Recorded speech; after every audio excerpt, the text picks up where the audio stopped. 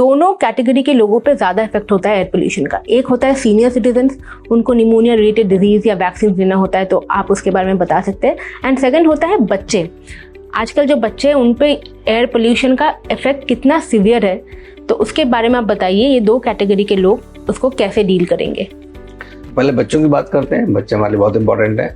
तो बच्चों में मैं सबको पता है कि जो एक प्रॉब्लम रेस्पिरेटरी प्रॉब्लम है, मैक्सिमम लोगों को ही पता है, बट इसके अलावा बच्चों में भी ये बहुत अलग साइड इफेक्ट करता है। जैसे ब्रेन डेवलपमेंट में बच्चों के इम्पैक्ट करता है, मतलब उनके कॉग्निटिव फंक्शन जो है, मेमोरी लॉस होता है, सोचने की क्षमता कम हो जाती है, प्रॉब्लम सॉल्विंग कम हो जाती है, पुअर हो जाती है, क्रिटिकल थिंकिंग कम हो जाती है, आईक्यू लेवल कम हो जाते हैं, फोकस कम हो जाता है, कंसंट्रेशन कम हो जाती है, स्कूल परफॉर्मेंस कम हो सकती है कि अगर आपका बच्चा लगातार ऐसे एरिया में रह रहा है जहाँ पे एयर पॉल्यूशन हाई लेवल का है। तो लॉन्ग टर्म में इन बच्चों को डिमेंशिया है, अल्जाइमर्स है, उसकी संभावना भी ज़्यादा रहती है। तो प्लीज़ मैं रिक्वेस्ट करूँगा, अगर आपके घर में छोटा बच्चा 10-12 साल से कम है तो उसको बचा के रखें एयर पोल्यूशन से। N95 मास्क लगाएं, घर के अंदर बहुत सारे प्यूरीफायर्स आते हैं वो लगाएं या प्लांट्स लगाएं, जो भी सावधानियां वो ले सकते हैं वो लेनी चाहिए। दूसरा, लंग्स को बच्चे के लिए परमानेंटली डैमेज कर सकता है, बहुत इंपॉर्टेंट बात है। जैसे हम लोग एडल्ट हैं, हम ऑक्सीजन सांस लेंगे तो हमारे लंग्स में डैमेज तो होगा, बट ऐसा डैमेज नहीं होगा कि जो परमानेंट डैमेज ऐसा हो जाए कि फ्यूचर के लिए नुकसानदेह। बच्चों में क्या करता है, बच्चों के लंग्स पूरे डेवलप नहीं होते हैं,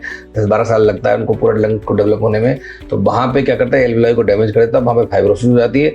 बच्चों की लॉन्ग टर्म में जो वाइटल कैपेसिटी वो कम हो जाती है लंग्स की, मतलब उनको ILD, इंटरस्टिशियल लंग डिजीज की संभावना बढ़ जाती है, COPD की संभावना बढ़ जाती है, अस्थमा की संभावना बढ़ जाती है, वाइटल कैपेसिटी लंग्स की कम हो जाती है। हो सकता है बाद में उनको सांस फूलने की दिक्कत और chest pain, breathing difficulty recurrent होती रहे। इसलिए, और साथ में इस समय बच्चों में और दिक्कत क्या होती है कि इस समय मौसम बदल रहा है तो बच्चों में वायरल इन्फेक्शन बहुत होते हैं, कफ कोल्ड, कॉमन कोल्ड बहुत होता है, निमोनिया की संभावना बढ़ जाती है। तो अगर ये तीनों मार एक साथ पड़ जाएं कि वायरल इन्फेक्शन भी हो, निमोनिया भी हो और अस्थमा वो क्या नाम पॉल्यूशन भी हो, तो बच्चों के लिए सीरियस कॉम्प्लिकेशंस हो सकते हैं। जैसे हमने एक बच्चा होता है आपको अस्थमा का था, साथ में उसको वायरल इन्फेक्शन हुआ और उसकी वजह से उसको चेस्ट कंजेशन हुआ, निमोनिया हुआ, उसको वेंटिलेटर पर रखना पड़ा।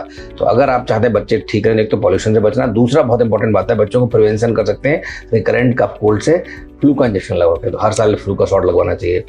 निमोनिया से बचने के लिए निमोनिया का वैक्सीन आते हैं बच्चों के, वो लगवाने चाहिए।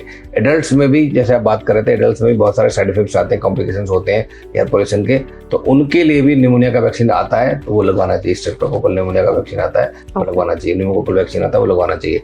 तो वैक्सीन सारे लगवाना चाहिए। एडल्ट्स के वैक्सीन इससे अलग है, आप पता कर लें अपने फिजिशियन के पास जाके कौन कौन से वैक्सीन हमें लगवाना चाहिए। बच्चों की भी एक बड़ी लिस्ट होती है, तो अगर आप वैक्सीन सारे लगाते हैं तो जो दूसरी बीमारियां उस समय हो रही होती हैं जिसकी वजह से मोर्टेलिटी या सीरियसनेस ऑफ बीमारी बढ़ सकती है, उनसे बचा जा सकता है।